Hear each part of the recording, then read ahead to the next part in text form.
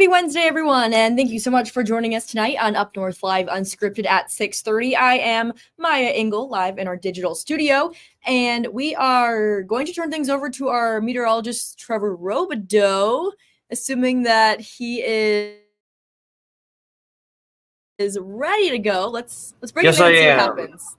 Okay, well, there he is. Sorry, I was a little late there. We saw that hot shot for a second. Yeah. Yes, it's you okay, did. Trevor. We're happy to have you here filling in for the show tonight. Pleasure to be here. A little delay issue here going on, but Trevor, so today we saw a little bit of rain from the remains of Beryl, but will we see any more rain the rest of the evening? Yes, we will. There's actually ongoing showers right now around northern Michigan from, as you had mentioned, the remnants of Beryl. Most of northern Michigan didn't get too much rain today, and as a matter of fact, some areas didn't get hardly any rain at all, if any. But there are some areas that are getting even some downpours and storms tonight. Those will continue tonight for some areas, but eventually the remnants of Beryl, that low pressure, will move off to the northeast, and in its wake, we'll see some decrease in cloud cover, and then also some patchy fog overnight that can lead into the morning. So just be aware of that if you're out in the morning tomorrow. We'll see mostly clear skies, but there will be some patchy fog around for some. Just be aware of that of your morning commute. Otherwise, tomorrow looks good. We'll have a few showers around, and then I'll talk about the rest of the week. I've got a pseudo-active pattern as we normally do this time of year, pop-up shower or storm here or there. I'll let you know what we're expecting. And also looks like we'll get a warm-up pretty soon as well. So we'll cover that in the main weather in just a few minutes. Yeah, we'll touch base with you again, Trevor, after our first commercial break. But let's turn things over to our question of the day. Do you feel safe walking and bicycling along Michigan roadways? Right now, 13% of voters have said yes, 87% have said unsafe. So rather, 13% said safe, 87% said unsafe. If you haven't voted, you can scan that QR code on your screen right now. Looks like on our Facebook post, we have 62 comments on our question of the day. So I will just read a couple of these comments, and then I'm going to get into our story that we are working on today about this question of the day. But let's just see what some people are saying right now. So the first comment that comes up is from Matthew. Matthew says, I don't feel safe driving on Michigan roadways. Let's see. Amy says, bikers riding while on sidewalks with people walking, absolutely not. No respect for following law and walking their bikes in areas where they're not supposed to walk them. Mary says, not really feel safe walking along roadway as there's a lot of crazy drivers out there that don't watch where they're going. Whitney says, not at all. I hate that there is no safe pathway to bike from Old Mission Peninsula. I would love to commute by bike, but instead we are only a few miles from town, but completely locked in a car culture. It makes no sense given all the great bike infrastructure and the rest of the community. That's a good point, Whitney. And I know it was just a couple years ago that there was a fatal bike crash on, I think it was Center Road in Old Mission Peninsula, because there really aren't any bikeways or walkways for people to walk or bike along the peninsula. Rick says, with all the new bike trails, you should not have to ride on the roads. Caleb says, we need more bike lanes and paths. Michigan can do better. Bike lanes with barriers are the best. Let's see kids able to ride to school safely again. Mike says, bikes on paths and trails always should avoid roads, just a whole lot safer. Cart trails are the best. Sharon says, no, I wish there were more bike paths or access to them with rest areas.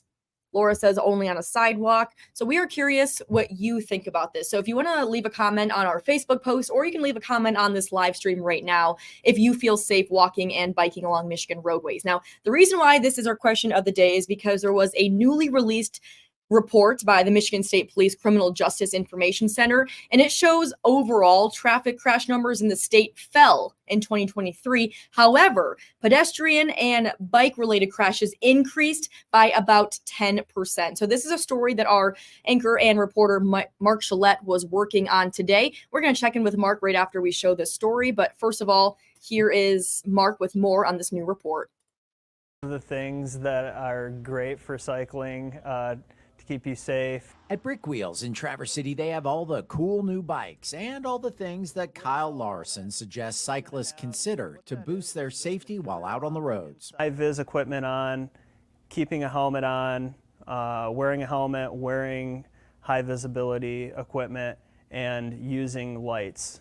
He says the safety technology available for cyclists has taken huge steps in the past 20 years and is evolving every day, but still, It may not be enough, according to the latest crash and fatality data released by the Michigan State Police Criminal Justice Information Center. We did see an uptick in vulnerable roadway involved crashes. That's with pedestrians and bicyclists. We did see those crashes go up. Michigan's overall car crash and fatality numbers dropped slightly last year compared to 2022. Alcohol-involved fatal crashes dropped, as did reported distracted driving crashes. I think that the hands-free law has made a significant impact on distracted driving in Michigan. But the state's most vulnerable roadway users, pedestrians and cyclists, saw an actual increase in their crash numbers. We won't know those reasons for a few more months, but we will be spending the next few months looking at the data very closely. The Office of Highway Safety says the data suggests Michigan drivers are making progress on some aspects, but that these numbers suggest more needs to be done. We really need to change the culture of traffic safety. We really need to remember that driving is a privilege and that many of the things that we do as drivers are within our control. All of these risky behaviors can be eliminated. Until that happens, back at Brickwheel's encouragement to have cyclists and pedestrians do all they can to be seen and safe, with a little advice to everyone who's out on the roads. Respecting each other on the roads and being patient, not driving aggressively, and just taking a little extra time to get to your destination is going to make all the difference for the drivers as well as the cyclists on the road. Mark Shillette reporting. All right, now let's bring in Mark Shillette. He is live from his vehicle. Mark, thanks so much for joining us on Unscripted. Oh, it's my pleasure. It's my pleasure, Matt. Yes. So one of my first. Oh, yep. Go ahead. Yeah, in the car, but I am both a motorist and a cyclist, so I can see both sides of the issue. Definitely. And one of my biggest questions, we kind of talked about this earlier when your story was playing. So right now, they don't know the reason why there has been an increase in crashes related to pedestrians and bicyclists, but they did say that they're going to work to try to determine those reasons in the future. Do you know how they will determine that? Well, they said that they will actually start digging through the data. This report was just made available this morning. So they're getting their first look at it, and they go through and look for trends and patterns and frequency of all the kinds of crashes and fatalities, whether it involves a cyclist, a pedestrian, or two cars. They go through all of this data and kind of start to look, okay, is it regional? Is it a particular type of road that seems to be the issue? The amount of data that they have generated is remarkable. You can go through and look at your individual county and see how many traffic accidents, drunk driving, phone use, all that data is available. So they're going to go through and look at this to see if they can find some kind of pattern. Again, year to year, you could have an event where, let's say there were more traffic crashes and we had a very bad winter. Well, that could explain part of it. It may not be driving behavior per se. It may be road conditions or something like that. So they'll go through, and again, it's hard to take a 1-year snapshot and say, well, this is what's the trend is, but 10% is a significant number. So they'll go through and really mine this data for a reason. And then do you know what is being done to help make roads safer for pedestrians and for bikers?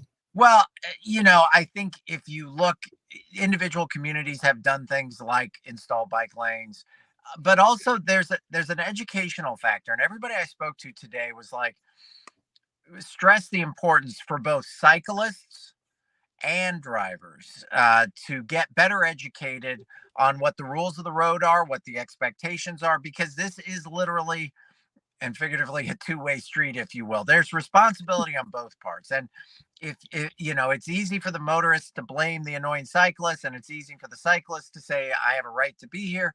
But really, we need to all respect each other and behave and act like traffic.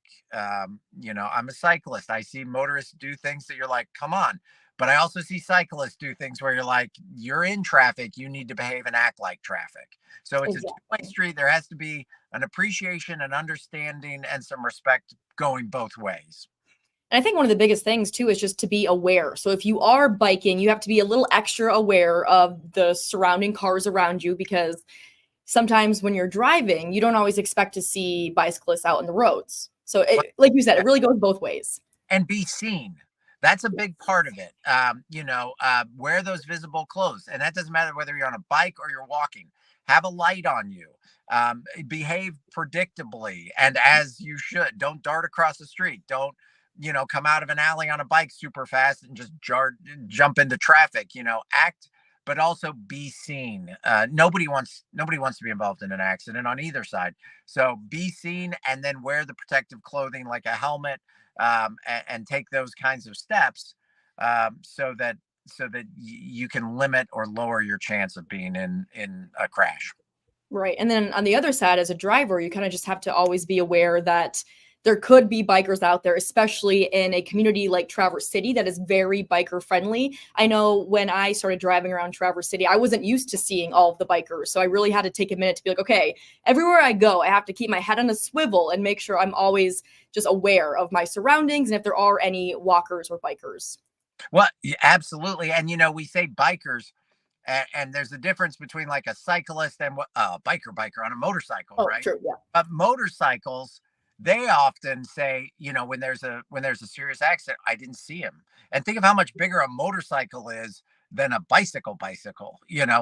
So being seen being aware of everything when you're driving. And I think the hands-free law and cracking down on distracted driving helps with that as well. Just being Mhm. aware of what's happening. And again, if everybody behaves predictably, I imagine that has a positive impact on these numbers. Definitely. Anything else, Mark, that you want to add about your story from today? Other than the technology in both helmets as well as lights for your bikes, they even have radar now that you can get for your bike that will notify you when a car is behind you if you Hmm. if you don't hit. So the safety technology has really evolved, and it's evolving rapidly. So if you haven't considered a light or a helmet or something like that in a long, long time, maybe go into your local bike shop and ask them what's available, because it is significant and it changes a lot. I have some very old bike helmets that I probably shouldn't be wearing anymore. Yeah, definitely good advice, Mark. All right. Thank you so much for joining us. We are going to turn things over to another story that our sister station in Kalamazoo is working on today. And that is just all the flooding and that especially downstate areas are seeing from remains of barrels. So here is Colin Rogers with our sister station in Kalamazoo. He was in Vicksburg in Kalamazoo County. That was an area hit pretty hard by some of the rain.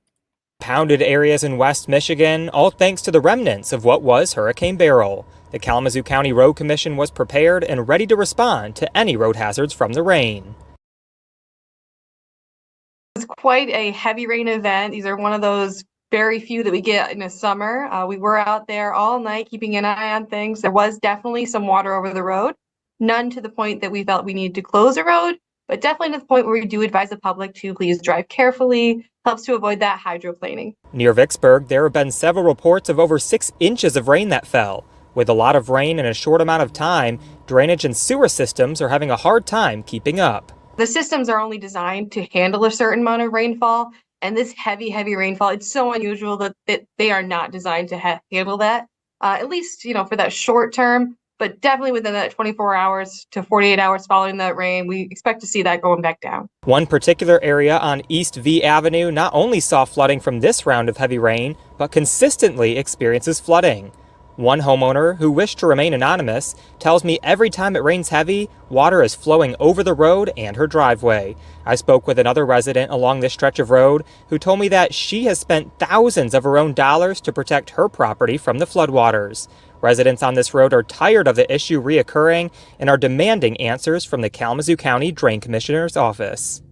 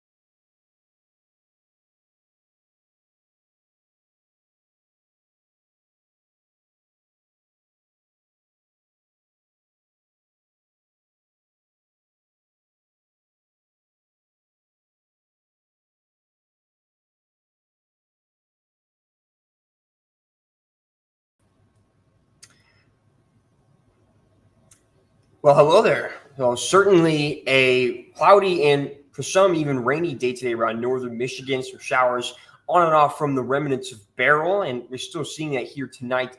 This evening, we have some remaining remnants of Beryl. We'll start tonight. I think I'm going to show the Midwest temperatures first, so I'll go ahead and display the graphics here so you can see this, and we'll go ahead and get started. So the Midwest temperatures right now, you see, particularly what I want to note here is in southern Michigan and also the Ohio Valley, where there's noticeably cooler temperatures in the wake of Beryl's remnants today from all the rain and clouds, with warmer air both to the west and east of that. And that's the impact that Beryl had today, is much cooler temperatures around there. Weather headlines, we do still have a not a flash flood warning, that's a flood watch, the green shaded counties over Saginaw Bay and the thumb of Michigan this evening, just a couple hours away from now. That's going to come to an end. Here's some of the reports that we got from down south. One most notable that I found, South Grand Blanc, just south of Flint, got 5 inches over a 24-hour period today. And Southgate, 13-hour rainfall total, got 3.4 inches. That's just southwest of downtown Detroit. And obviously for us, we didn't get nearly as much rain. We didn't get that much at all. But there are some areas that did get a decent amount of rain. We still see those showers ongoing tonight, especially in the eastern upper right now. Shower storm passed through a couple minutes ago and making its way through northern Chippewa County right now into parts of Mackinac County and as well over parts of Presqu'île County. There's this line of unstable air that's popping up from showers on and off along this boundary. And Cadillac and just north of that in particular has been bombarded with rounds and rounds of rain today. And we still see that, some rounds of showers and storms. You draw a line from obviously Cadillac up towards Greeley and Gaylord, still getting some rain this evening.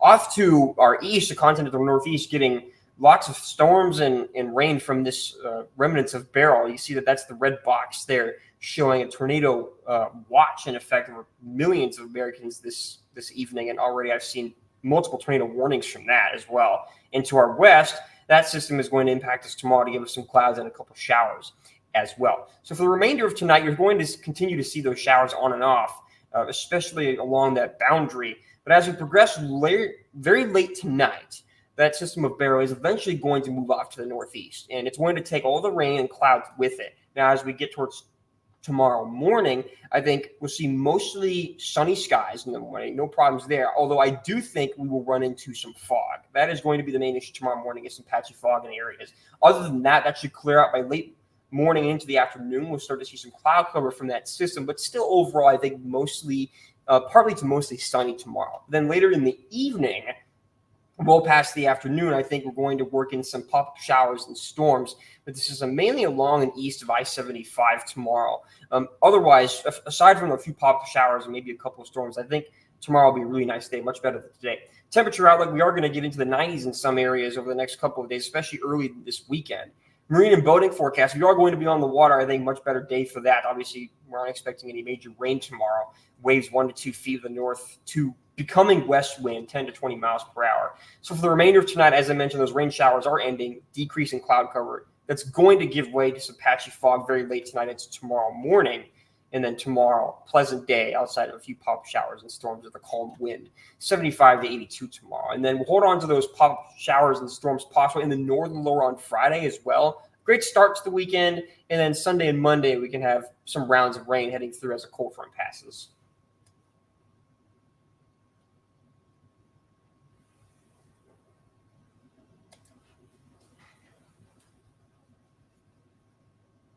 Hooray.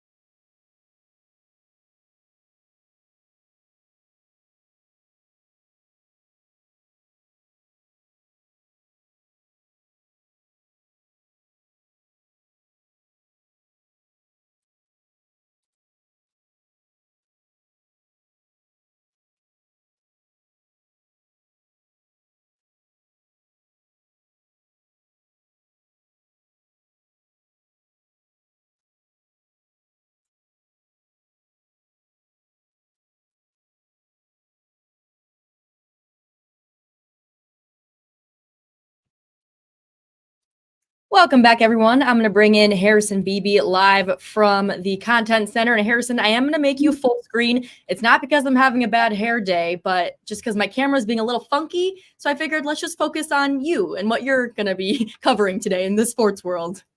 Yeah, and I want to lead off, pun intended. I know the Tigers are up 2-0. So just in case viewers are wondering if I don't pay attention to the Tigers, I am. I'm looking at them right now. They're up 2-0 on the Guardians. So what a start. Colt Keith, 8-game hit streak. Wow. Talk about that guy starting to pay off right now in the lineup. But yeah, my big story today, I think we've got some video accompanying it. I dub her the LeBron James of girls basketball here in Northern Michigan. Olivia Flynn is just incredible. This highlight reel, I went up there to see Harbor Springs play Menominee in the regionals this past March, and the show she was putting on, just getting any basket she could, dishing it out to teammates, and they got the win over the Maroons as well to advance in the state tournament. Olivia Flynn is one of the best girls basketball players I've ever seen in person while covering sports here in Northern Michigan over a decade. And she's made her college choice official. Olivia is going to go to Western Michigan, so she's playing in Division I. So cool moment for her. She made that announcement earlier this week on social media. And yep, we talked to her earlier today. We aired that segment at 6. So if you missed it, you can catch it at 11. Or if you're wanting to check out UpNorthLive.com right now, I just posted that story to our website as well. So cool moment for her entering her senior season. She's got one more season to go, and she could break 2,000 career points in high school before she even gets to college. So that's how talented of a player she is. Only like 37 girls have ever done that in the history of Michigan high school basketball. So Olivia in rarefied air. And so, yeah, big congrats to her on making that college choice official. And of course, we have some Tiger game going on right now. Anything else you're working on for sports at 11? The Pittsburghers are in a doubleheader right now. Well, they played the first game earlier today. They ended a 5-game win streak. The Royal Oak Leprechauns ended a 5-game win streak for the Pittsburghers there in the afternoon game at Turtle Creek. They're about to play that next game in a few minutes at 7 o'clock. Not venturing out for highlights tonight, but we'll update you on how the Spitters do. They've been playing better here in the second half of the season. I think they know they want to get in the postseason and continue that streak of every year in the playoffs. For Traverse City, they need to play a little better here in that second half, and I think we've seen that so far since the calendar turned to July for the Pittsburghers. All right. Well, thank you so much, Harrison. We are going to take a short break here on Up North Live Unscripted, but we'll be back in a few minutes.